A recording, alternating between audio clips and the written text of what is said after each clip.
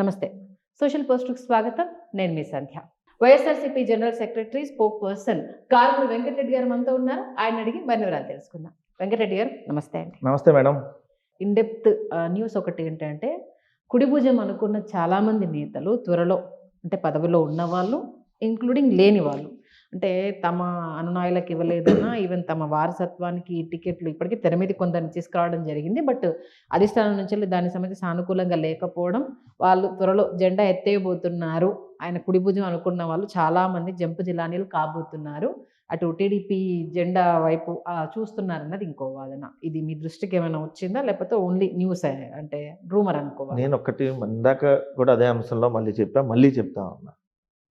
YSR Congress party ఉంటే అందరికీ life ఉంటుంది. వైఎస్ఆర్ కాంగ్రెస్ పార్టీని నమ్ముకొని ఉంటే నాయకులకి వాళ్ళకైతే రేపు పదవులు వస్తాయి అని చాలామంది ఎగ్జాంపుల్స్ కూడా చెప్పాను.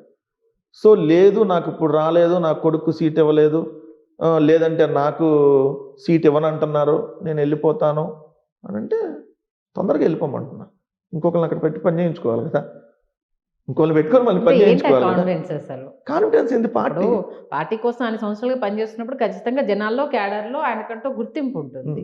మారిస్తే అది మీకు ఇక్కడ వ్యతిరేకత అవ్వదా?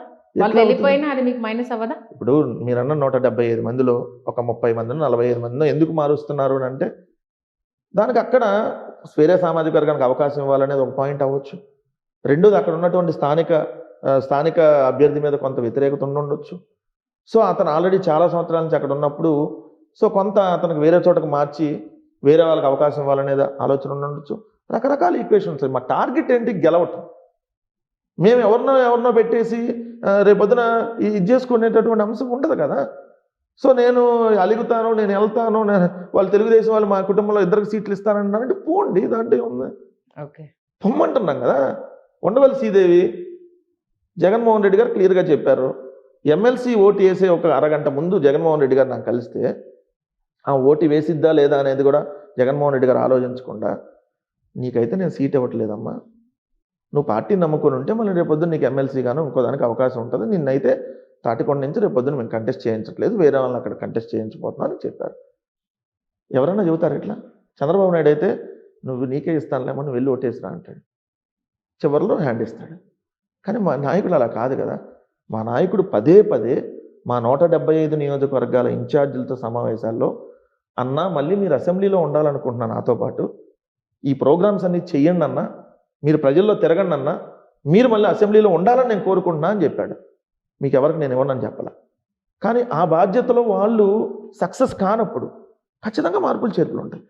అలా కాదు అని అనుకుంటే కాదు కదా.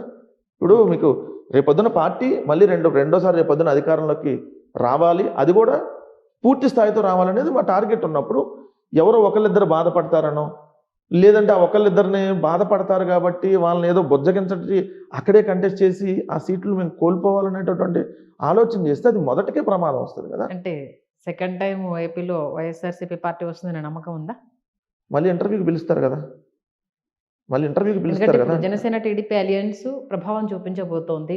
ఖచ్చితంగా వాళ్ళు కూడా క్యాండిడేట్స్ని స్ట్రాంగ్గా నిలబెట్టడానికి, క్యాడర్ని బలోపేతం చేయడానికి రంగంలోకి దిగారు. ఈవెన్ చంద్రబాబు నాయుడు గారి మీద కేసు అనవసరంగా ఆయన నెత్తి మీద ఆయనే చేయి పెట్టుకున్నారు వైఎస్ జగన్మోహన్ రెడ్డి గారు అంటూ కూడా ఇంకో వాదన.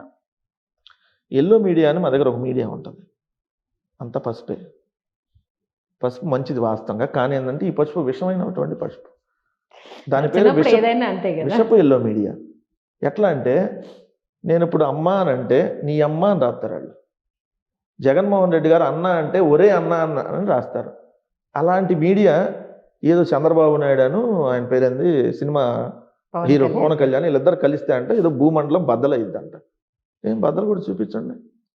మీ ఇద్దరు కాదయ్యా బాబు, ఇంకెంతమంది ఉన్నారో రమ్మంటున్నా. 1, 2, 3, 4, 5, 6 ఎన్ని రాజకీయ పార్టీలు కలిసి వస్తాయి?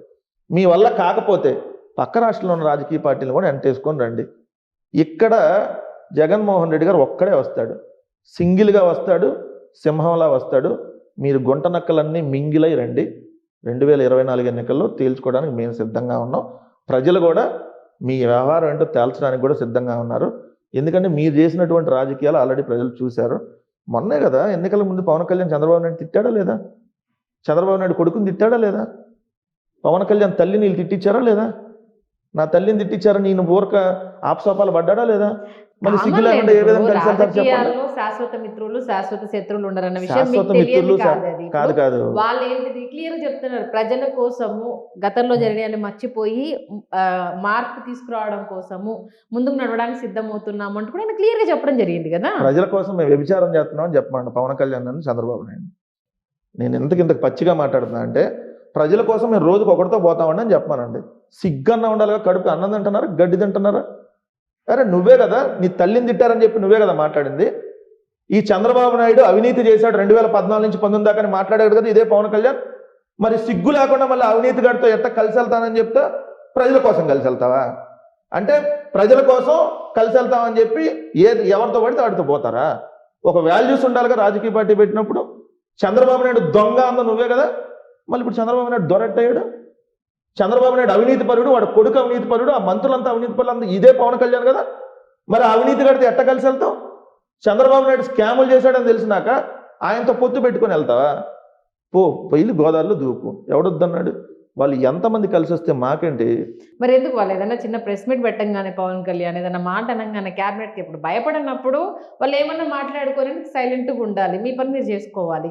పవన్ కళ్యాణ్ గారు ఒక మీటింగ్ పెట్టేసి ఒక మాట అంటే చాలు పులోమంటూ మొత్తం క్యాబినెట్ అంతా ప్రెస్ మీట్లు పెట్టేసి ఆయన చెప్పిన ప్రతి పాయింట్ ఈచ్ వన్ పాయింట్కి ఎందుకు సమాధానం చెప్తున్నారు? మరి నా మీద విమర్శ చేయొద్దని చెప్పండి. మేము కూడా మీరు అన్నట్టుగా రివర్స్ కౌంటర్ ఇవ్వడం మానేస్తాం. ఒక్కరు ఇవ్వడం వేరు, ఎంటైర్ క్యాబినెట్ లో ఉన్న వాళ్ళంతా దిగబడ్డం వేరు కదా. ఒకటి రాజకీయాల్లో ఉన్నప్పుడు సినిమా హీరోగా అతనికి ఎంతో కొంత మామూలుగా అయితే ఏ టైప్ క్యారెక్టర్ వేసిన వాళ్ళు కూడా కొంత క్రేజ్ వస్తుంది కదా. సో ఈయన సినిమా హీరోగా ఉన్నప్పుడు టీవీలు టీఆర్పీ రేటింగ్ కోసం చూపిస్తున్నప్పుడు మమ్మల్ని అడుగుతారుగా, పలానా పవన్ కళ్యాణ్ చెప్పు తీసుకుని చూపించాడు సార్, ఏంటంటే మేము కూడా 2 చెప్పులు తీసుకొని చూపిస్తాం సార్ అన్నారు కదా.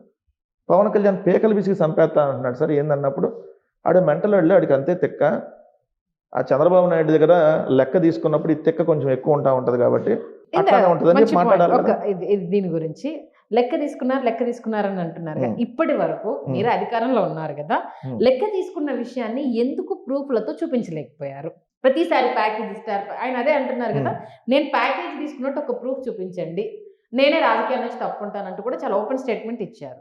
ఊరికి లెక్క తీసుకున్నారు, ప్యాకేజ్ తీసుకున్నారు అని పదే చెప్తున్నారు. ఇప్పటి వరకు దాన్ని ఎందుకు ప్రూవ్ చేయలేకపోయారు? అసలు వస్తుంది. రేవంత్ రెడ్డి దొరికాడు కదా ఒకసారి, అట్టా నేను కూడా దొరికినప్పుడు రెడ్ హ్యాండెడ్ గా దొరికినప్పుడు మీరు అన్నప్పుడు దొరకకుండా మీరు ప్యాకేజ్ ఎట్లా ముద్రేస్తున్నారు? ఇప్పుడు ఒక మాట నేను చెప్తాను. సరే చంద్రబాబు నాయుడు దగ్గర నువ్వు ప్యాకేజీ తీసుకోలేదు, ఊరకే ఊడికం చేస్తున్నావా? చంద్రబాబు నాయుడు దగ్గర ఊరకే వెళ్ళి చంద్రబాబు నాయుడు బూట్లు నాగుతున్నావా? పవన్ కళ్యాణ్ ఊరకే చేస్తున్నావా? డబ్బులు తీసుకొని చేయట్లేదు కదా, ఊరకే చేస్తున్నావా? ఏంటి అలయన్స్ అంటే? ఎవరితో అలయన్స్ ఉన్నాడు? నువ్వు బీజేపీతో అలయన్స్ లో ఉన్నా అని చెప్పి చంద్రబాబు నాయుడుతో ఉన్నానంటావు. అంటే పెళ్లి బీజేపీని చేసుకొని సంసారం చంద్రబాబు నాయుడుతో చేస్తావా? నీకు నిజంగా నీ నిజ జీవితంలో ఇట్లాంటి అలవాట్లు ఉన్నాయి, రాజకీయ జీవితంలో కూడా ఇదే కంటిన్యూ చేస్తున్నావా? పెళ్ళి ఒకటి చేసుకుంటాడు, సంసారం ఇంకోటితో చేస్తాడా? అదేమంటే నేను ప్రజల కోసం చేస్తున్నా, ప్రజల కోసం రోజుకి ఒకరితో పోతావా అని మేమేమో అనకూడదంట. నువ్వు ప్యాకేజీ తీసుకోలేదు అని మేము ఒప్పుకోవాలని అంటే ఊరకే పనిచేస్తున్నావా చంద్రబాబు నాయుడు కోసం? నీకు 5వ 10వ ముష్టేస్తానంటున్నాడు సీట్లు, ముఖ్యమంత్రి పదవి కోసం కాదంటున్నావు నువ్వు. చంద్రబాబు నాయుడే ముఖ్యమంత్రి అభ్యర్థి అని చెప్పి మీరు ఒకవేళ చంద్రబాబు నాయుడు పొత్తులో ఎవరన్నా వ్యతిరేకంగా మాట్లాడితే మీరు అందరూ వైసీపీ కోవట్లు అంటాడు ఇదే పవన్ కళ్యాణ్. మరి ఊరకే పనిచేస్తున్నావా? సొంత కొడుకు కంటే ముందు వస్తాడు ఈయన. లోకేషే కొంత లేటుగా నిద్ర లెగుస్తాడు, పవన్ కళ్యాణ్ ముందే లేచి వెళ్ళి రోడ్డు మీద పడుకుంటాడు చంద్రబాబు కోసం. మరి డబ్బులు తీసుకొని పనిచేస్తున్నాను అనక ఏం తీసుకొని పనిచేస్తున్నానంటారు? చంద్రబాబు నాయుడుకు నువ్వు ఊడికం చేస్తున్నావు, చంద్రబాబు నాయుడుకి ఒక ఉంపుడు గతిలాగా పనిచేస్తున్నావు ఏమంటారు పవన్ కళ్యాణ్ని? అరే మనిషి అన్నాకు కొద్ది గొప్ప కొంతన్నా నిజాయితీ ఉండాలి, మొత్తం ఉండవసరలా. నీకు ఏ కోసం చెప్పు, దేనికి ఏ కోసం ఎందుకు పార్టీ పెట్టావు? అంటే ఎంతమంది కలిసి వచ్చినా వైఎస్ఆర్సీపీని అయితే ఏం చేయలేరు, అంతేనా? కుదరపతి పక్క రాష్ట్రాలు పక్క దేశాలను కూడా అంట పెట్టుకొని రమ్మంటున్నాం.